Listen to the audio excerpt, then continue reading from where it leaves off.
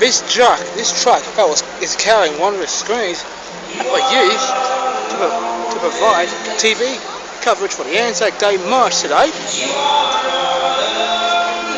And the Queensland Police motorbikes are escorting the Queensland Governor's car.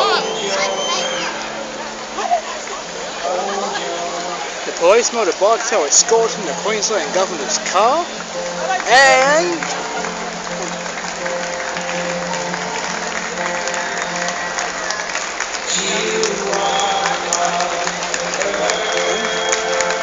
one of them cars used by Parliament.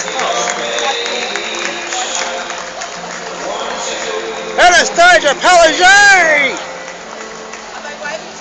Yeah. Anastasia Palaszczuk.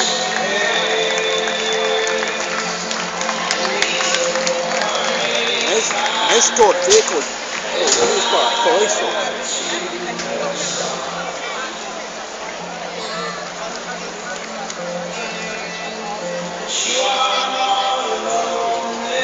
Well, that's the ANZAC Day parade. That's the ANZAC Day parade for 2015, everyone. Thank you very much for tuning in. Bye-bye.